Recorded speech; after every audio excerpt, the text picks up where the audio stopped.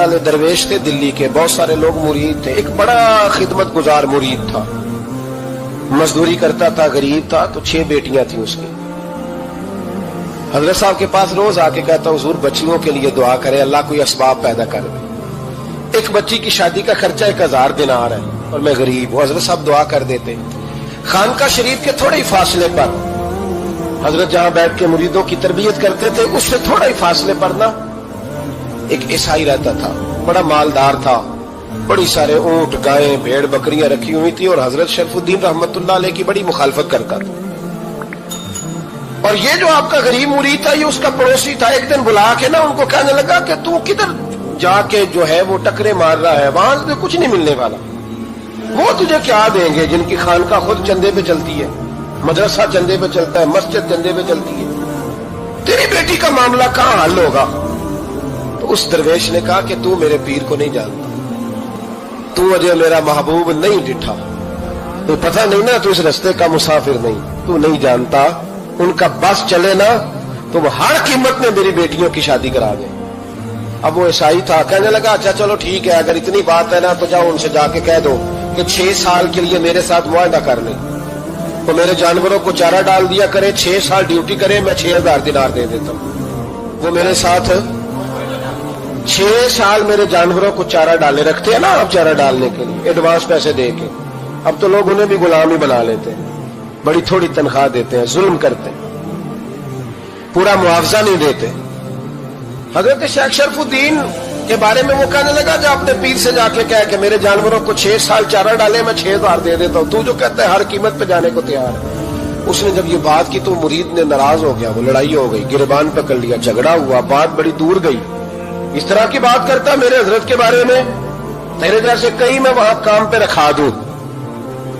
جب وہ بڑی بحث ہوئی, بات محلے میں, علاقے میں پھیل گئی, دنیا نے سن لی, تو شیخ شرف الدین تک بھی پہنچ گئی. اس طرح جھگڑا ہوا ہے. لوگ سو گئے عشاء کی نماز کے بعد. حضرت صاحب نے نا سر پہ کپڑا لیا, اس عیسائی کے دروازے پہ دستک دی.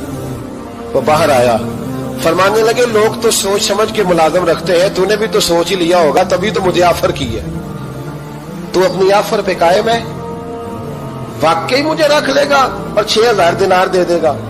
کہنے لگا جا بابا کام کر اپنا. فرمایا نہیں, تو نے اتنے لوگوں میں بات کی, اتنی بحث ہوئی, تو قائم ہے؟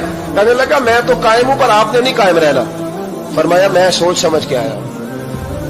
اس نے کہا آپ ڈیوٹی کریں گے, بھینسوں کو چارہ ڈالیں گے؟ فرمایا ایک شرط, بس جب اذان ہو جائے نا تو مجھے رب کی نماز پڑھنے کی اجازت دے دینا, باقی صبح شام جو تو کہے گا. اگر اس غریب کی بیٹیاں بیائی جائیں تو مجھے اور کیا چاہیے؟ اس کی 6 بیٹیوں کا بوجھ ہے اس کے سر پہ, تو مجھے رکھ لے. اللہ اکبر. وہ کہنے لگا چلے پہ میرے ساتھ خط بندگی کر لیں. آج کل ہم اسٹام کرتے ہیں, اس زمانے میں خط بندگی ہوتا تھا, غلامی کا خط. قاضی شہر کے پاس, یعنی اس کا خیال تھا کہ چلو اسٹام کی بات کروں گا تو بھاگ جائیں گے. فرمایا چل میں تیار ہوں. قاضی تک گئے, طے ہو گیا, 6000 دینار دے دیے. حضرت نے مرید کو بلایا, فرمایا پتر یہ لے جا میری بیٹیوں کو روانہ کر دے. کہنے لگا حضور یہ کیا کر رہے ہو آپ, کچھ سوچیں. فرمایا یار جب تجھے بیٹا بنا لیا تو پھر میری پوتیاں تو لگتی ہیں نا, میرا حق تو بنتا ہے نا, جا کے ڈیوٹی کر, ان کو بیاہ دے. بات پھیل گئی.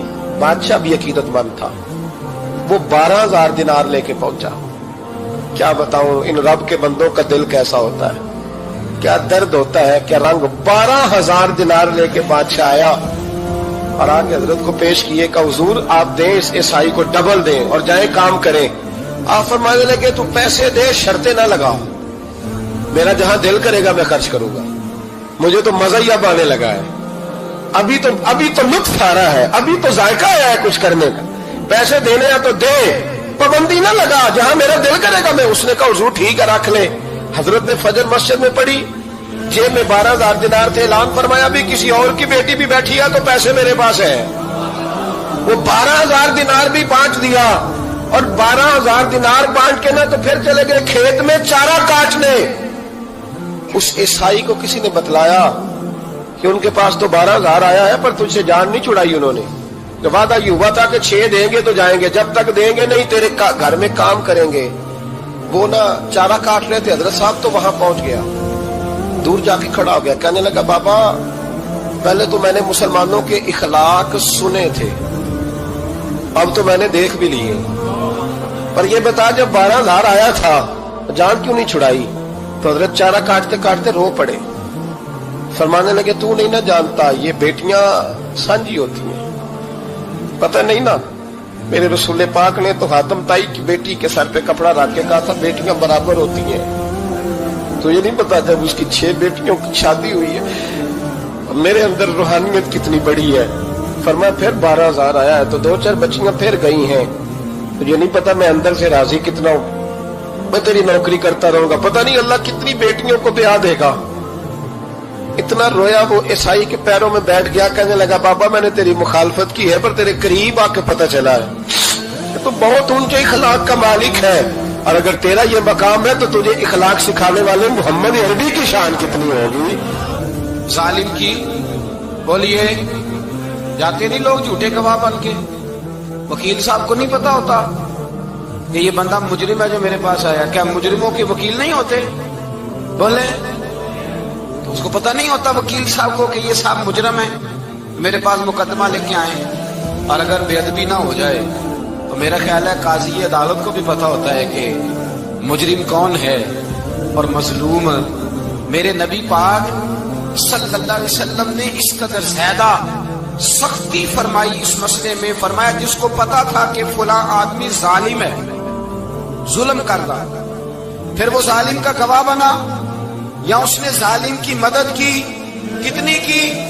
شارحین لکھتے ہیں چاہے اس نے ایک جملہ بول کے کی، چاہے ایک، سارے بولیے، چاہے ایک غریب کو اس نے ظلم کیا تو کہتے ہیں علاج یہ سی، چاہے ایک جملہ بول کے کی، شارحین اس حدیث کی شرح میں لکھتے ہیں ایک جملہ بول کے چاہے مدد کی، جس بندے نے کسی ظالم کی مدد کی کسی مقدمے میں یا کسی صورت میں اور اسے پتا تھا یہ ظالم ہے، میرے نبی پاک صلی اللہ تعالیٰ علیہ وسلم فرماتے ہیں اگر اس نے مدد کی، ابھی ظالم کی بات نہیں ہو رہی، ظالم کے مددگار کی بات ہو رہی، اگر کسی نے ظالم کی مدد کی تو حضور فرماتے ہیں خدا بھی اس سے بری ذمہ ہے، رسول بھی اس سے بری ذمہ ہے۔ سنبھال کے رکھے اپنی نمازیں، قربانیاں، حج، زکوٰۃ سنبھال کے رکھے۔ اگر ظالموں کا مددگار ہے، الیکشن آ لینے دے، آپ کو نظر آ جائے گا کون کون ظالموں کا مددگار ہے، نظر آ جائے گا، اپنی جیب سے لوگ پیسے دے کے ظالموں کی مدد کریں گے، ان کے فلیکس چھپوائیں گے، بورڈ لگوائیں گے، جیبوں سے پیسے دیں گے۔ ہم نے خود آگ لگائی ہے چمن میں اپنے، بے سبب گردش ایام کو الزام نہ دو، ہم نے خود نور کا ظلمت سے کیا ہے سودا، کر کے توہین سحر شام کو الزام نہ دو۔ ظالموں کے مددگار میدان میں آ گئے، یہ چھوٹا لفظ نہیں، میرے حبیب پاک صلی اللہ علیہ وسلم نے فرمایا جو ظالم کا مددگار ہے سن لے جو سجن کے ساتھ کچہری جاتا ہے، وہ یاد رکھے جو دوست کا گواہ بنتا ہے، وہ یاد رکھے جو کہتا ہے میں مانگی گیا تھا، مجھے بلایا گیا تھا قبضہ چھڑانے کے لیے کسی غریب بیوہ کی جائیداد پہ، کب وہ سن لے تو مدد کر کے نہیں آیا، تو خدا کے ذمے سے نکل گیا۔ رسول پاک نے فرمایا تیرا میرا تعلق ختم ہو گیا، تو ظالم کا مددگار ہو گیا، پھر تو کہتا میں بے چین ہوں، میں بے قرار ہوں، میں آزمائش کا شکار ہوں، پلٹ کے دیکھ تو صحیح تیرا گناہ کتنا بڑا ہے۔ میرے نبی پاک صلی اللہ علیہ وسلم کا ایک اور فرمان سننے، ابن ماجہ ابو داؤد میں موجود ہے، اس حدیث کو آپ نے یاد کر لینا، کر لیں گے انشاءاللہ، سارے کہیے انشاءاللہ کر لیں گے یاد۔ حضور صلی اللہ علیہ وسلم نے فرمایا اگر تو ظالم کی مدد کرے گا نا، یہ لفظ دل کی تختی پہ لکھ لینا، یہ مکافات عمل ہے، مکافات عمل دنیا، ادھر کرو گے تو ادھر بھرو گے۔ فرمایا اگر تو کسی ظالم کی مدد کرے گا، سن لے حضور کا فرمان ہے، اگر تو ابن ماجہ ابو داؤد سیاہ میں موجود ہے، فرمایا اگر تو کسی ظالم کی مدد کرے گا تو رب تعالیٰ مرنے سے پہلے پہلے تیرے اوپر بھی ظالم کو مسلط کر دے گا، تیرے اوپر بھی ایک دفعہ ظلم ضرور ہوگا اگر تو ظالم کی، وہ کسی صورت میں بھی ہو سکتا ہے، کسی صورت میں تیرا بیٹا ہی اٹھ کے ظلم کر دے گا، تو نہ جائے گا، کسی نہ کسی جگہ تیرے لیے تباہی کا سامان ہوگا، تیرے اوپر ظلم ہوگا، اس لیے کہ تو ظالموں کا مددگار ہے۔ چاہیے یہ تھا کہ تو مظلوم کی مدد کرتا، انسانی ایمانی یقین کا فریضہ سر انجام دیتا، تو ظالموں کا مددگار ہو گیا۔ ٹٹول کے دیکھ لیں، رزلٹ نکال کے دیکھ لیں، ہمارے زمانے میں ظالموں کے مددگار زیادہ ہیں، اتنی لمبی زبانیں نکال کے ظالموں کی مدد کرتے ہیں، بڑے بڑے کالم نویس اللہ نے انہیں قدرت دی لکھنے کی، تو اپنا قلم ظالموں کی مدد میں خرچ کرتے ہیں۔ وہ لوگ جن کو اللہ تبارک و تعالیٰ نے قدرت دی، ہمت دی، طاقت دی، کچھ لوگ ان کے حلقہ احباب میں وہ اپنے لوگوں کو استعمال کر کے ظالموں کی مدد کرتے ہیں، ظالموں کی مدد کرتے ہیں۔ میرے نبی کریم سید عالم نور مجسم صلی اللہ علیہ وسلم نے فرمایا، اگر تو نے ظالم کی مدد کی تو جب تک تو توبہ نہیں کرے گا رب تجھ سے ناراض ہی رہے گا۔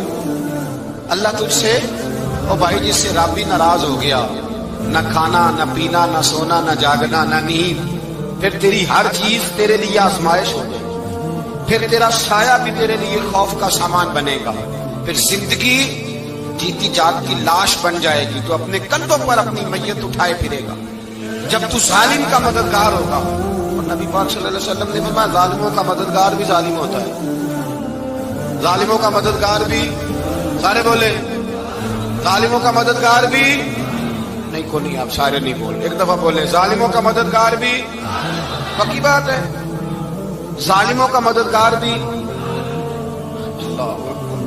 جس کا یارانہ ہو، جس کا دوستانہ ہو، جو کہے میں نے نا اس کو اوکھے ویلے کے لیے ظالم کو یاد رکھا ہوا ہے۔ کبھی مشکل پر رکھے نہیں ہوئے لوگوں نے ظالم دوست، کہتے میں نے رکھے ہوئے ہیں، بلکہ ہمارے دیہات میں تو کہتے ہیں میں نے بازو بنائے ہوئے۔ کس کو بازو بنا لیا؟ ظالم بھی کبھی بازو ہوتا ہے، جو ظلم کی تلوار لیے میدان میں کھڑا ہے۔ قارون، حامان، فرعون، نمرود کا حال نہیں لوگوں نے دیکھا؟ اپنے زمانے میں آپ نے کتنے لوگ نہیں دیکھے جن کے سائے سے، آواز سے لوگ کانپتے تھے؟ پھر پولیس کی گاڑیوں میں وہ اس طرح مردہ پڑے کہ دنیا نے تماشا دیکھا ان کا۔ یہ رنگ ہم نے دیکھے نہیں اپنی آنکھوں سے۔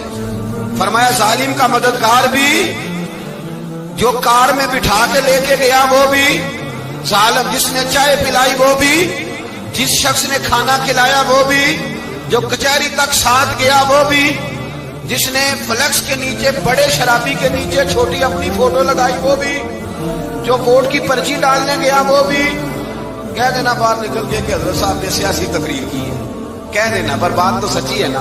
خوگرے ہم تو سے تھوڑا سا گلا بھی سن لے، خوگرے ہم تو سے تھوڑا سا بھی گلا۔ امام مالک کے پاس ایک بندہ آیا، اس نے کہا حضور میں درزی ہوں، ایک ظالم بادشاہ مجھ سے کپڑے سلواتا ہے، میں تو ظالموں کا مددگار نہیں نا۔ ایک ظالم بادشاہ مجھ سے، حضور میں تو مددگار نہیں نا ظالموں کا، جو فرمایا ظالموں کا مددگار بھی ظالم ہوتا ہے، تو کپڑے لے کے آتا ہے میں سی کے دے دیتا ہوں، ذمہ داری نہیں سمجھے۔ یہ ایک آدمی دکاندار ہے، اس سے کوئی بندہ چیز خریدنے آئے گا تو تھوڑی کہے گا میں نے نہیں دینی، تو دے گا۔ کوئی بندہ اگر کسی شخص سے کوئی کام کہتا ہے جو اس کی فیلڈ ہے، اس کا شعبہ ہے، اس کا معاش کا وہ سلسلہ ہے، کہتے ہیں یا رسول اللہ صلی اللہ علیہ وسلم ظالموں کا مددگار بھی ظالم، حضور نے فرما دیا۔ تو امام مالک سے بندے نے مسئلہ پوچھا، دل کی تختی پہ لکھنے والی باتیں ہیں، کہا حضور میں درزی ہوں، ظالم کپڑے سلواتے ہیں، میں تو مددگار نہیں نا۔ امام صاحب کہنے لگے نہیں، مددگار تو وہ ہوگا جو تجھے سوئی دھاگا فراہم کرے گا، تو پورے کپڑے سی کے دیتا ہے، تو خود بہت بڑا ظالم ہے، تو پورے سوٹ سی کے دیتا ہے، تو بہت بڑا ظالم خود ہے۔ مددگار تو وہ ہوگا جو تجھے دھاگا دے گا، جو تجھے بٹن دے گا، جو تجھے نلکی دے گا، جو ظالم سے اتنی نفرت ظلم کر کے بندہ ہے۔ یہاں تو ہمارے زمانے میں ہیرو بن جاتے ہیں لوگ، ظالم ہیرو ہے، لوگ اس سے ڈرتے پھرتے ہیں، گھومتے پھرتے ہیں، اور بہت سارے کم مزاج لوگ اس کے پیچھے ہاتھ باندھ کے پھرتے ہیں۔ ظالموں کی مدد کرنا، ظالموں کے ساتھ رہنا، یہ ظلم ہے، ظلم، یہ زیادتی ہے۔ میرے نبی پاک صلی اللہ تعالی علیہ وآلہ وسلم نے ارشاد فرمایا، یاد رکھو رب فرماتا ہے میں مظلوم کی مدد ضرور کروں گا، چاہے جلدی کروں چاہے دیر سے کروں، میں مظلوم کی مدد